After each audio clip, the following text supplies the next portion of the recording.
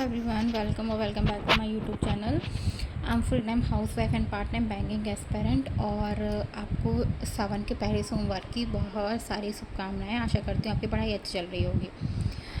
तो कल SBI PO का एग्ज़ाम ओवर हो चुका है और मैं पहले से ये सोची थी कि जैसे ही SBI PO का एग्ज़ाम ख़त्म होगा तुरंत ही मैं मतलब नेक्स्ट स्टेप पे जैसे भी मेरा एग्ज़ाम गया होगा मैं आगे मतलब 3 अगस्त को ही मैं अपनी पढ़ाई स्टार्ट कर दूँगी। बट हुआ नहीं ऐसा कुछ, क्योंकि मैं आज लगी थी कल जो मेरा एग्ज़ाम हुआ था उसका रिव्यू वगैरह देखने में। तो मतलब मैंने बहुत सारे रिव्यू देखे तो मुझे ऐसा फ़ील हुआ कि मेरा एग्ज़ाम मतलब उतना सेटिस्फाइंग नहीं था। मतलब मुझे कल ही फ़ील हो चुका था कि मैं और कर सकती थी। ऑल्दो रीजनिंग में क्वेश्चन पूरा सॉल्व होने के बाद भी उसको मैं टिक नहीं कर पाई थी, तो मेरे अटैम्प्ट काफ़ी कम हो रह गए थे। लेकिन उसके अलावा मैं कुछ बात शेयर करना चाहती हूँ कि पहली चीज़, मैंने इसके पहले भी एग्ज़ाम दिया है, ठीक है। SBI PO का मैंने लास्ट ईयर नहीं दिया था, वो अलग बात है, बट मैंने एग्ज़ाम दिए हैं। और पता नहीं ये एग्ज़ाम साल का पहला एग्ज़ाम था इसलिए कि क्यों जब मैं एग्ज़ाम दे रही थी ड्यूरिंग द एग्ज़ाम पता नहीं मेरे हाथों में, दोनों हाथों में अजीब सी जैसे सेंसेशन सी हो रही थी, लाइक जैसे कोई करंट हो रहा है। ख़ासकर जब जब मैं ज़्यादा प्रेशर ले रही थी, लाइक जब मेरा कौन का सेक्शन चल रहा था तो मैं ये सोची थी कि 7-8 मिनट तक मेरे इतने क्वेश्चन मतलब अच्छे अमाउंट में क्वेश्चन हो जाएंगे, क्योंकि मेरी कौन एवरेज है। तो लेकिन वो नहीं हो पाया कल। पता नहीं क्यों नहीं हो पाया, लेकिन नहीं हो पाया, तो उसकी वजह से मेरा मतलब प्रेशर बिल्डअप हो गया था। और ऐसा जब मैं पेन से मतलब उन क्वेश्चन सॉल्व कर रही थी तो बहुत अजीब सी सेंसेशन सी करंट जैसा लग रहा था दोनों हाथों में। और मुझे कोई ऐसा हेल्थ इशू नहीं है। लेकिन बात ये है ना, बस मैं ये बताना चाहती हूँ इस वीडियो के माध्यम से कि यार कुछ भी हो, मतलब हमें अपनी हेल्थ पे भी ध्यान देना पड़ेगा। Not only physical health, mental health. समझ रहे हो मैं क्या कहना चाह रही हूँ?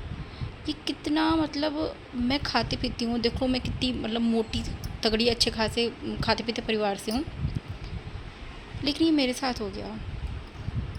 पता नहीं क्यों ऐसा अजीब सा हो रहा था। उस टाइम पता जब एग्ज़ाम चल रहा था मैं ये चीज़ ज़्यादा नोटिस नहीं करती, क्योंकि मुझे ऐसा था कि पता नहीं क्या हो रहा है, हटाओ इसको और मतलब करना है करके। लेकिन जब मैं निकली बाहर तो मैं बोली हो क्या रहा था ये। मैंने इतने मॉक दिए हैं, मॉक में तो मेरे साथ कभी ऐसा नहीं हुआ। दूसरी चीज़, मुझे बहुत सारी कमियां लगी अपने अंदर। शायद मैं मॉक को उस तरह से अटैम्प्ट ही नहीं कर रही थी कि मेरे अब मॉक में उतना ज़्यादा प्रेशर बिल्डअप हो पाए जितना मेरा एग्ज़ाम में हुआ था। लेकिन मुझे ना अपने से मतलब मैं बिल्कुल भी सेटिस्फाइंग नहीं हूँ। मुझे अपने ऊपर बहुत गुस्सा आ रही है कि एग्ज़ाम देने के बाद मतलब मुझे अच्छा एक्सपीरियंस है, बट फिर भी मेरे साथ ऐसा हुआ। मतलब ये चीज़ तो ख़त्म हो जानी चाहिए अब तक तो, पर ऐसा नहीं था। तो ये सब चीज़ें हैं और इन पे भी ध्यान देना ही पड़ेगा, क्योंकि और मुझे थोड़ा सा पॉलिशिंग की ज़रूरत है प्री में। क्योंकि ना देखो यार, SBI PO और IBPS PO ने भी अपना पैटर्न चेंज कर दिया है।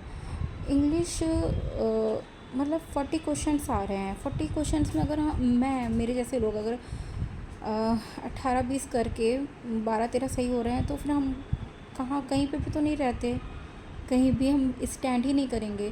क्योंकि जिनकी इंग्लिश अच्छी है ना वो हम लोग से 10-15 नंबर ज़्यादा का एज ले रहे हैं।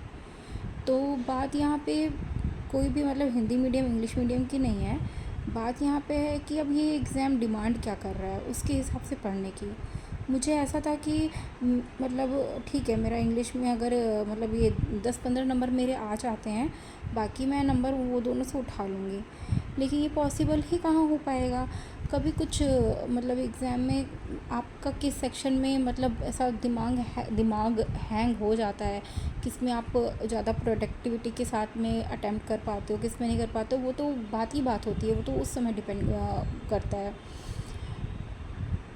तो ये था, मैं अभी खुद से सेटिस्फाइंग नहीं हूँ, लेकिन ठीक है। आज मैं सोची बहुत कुछ थी कि मतलब बहुत दिन से कि मेरा जैसे एग्ज़ाम खत्म होगा मैं एक भी दिन का नहीं करूँगी, लेकिन ये चीज़ पॉसिबल नहीं है।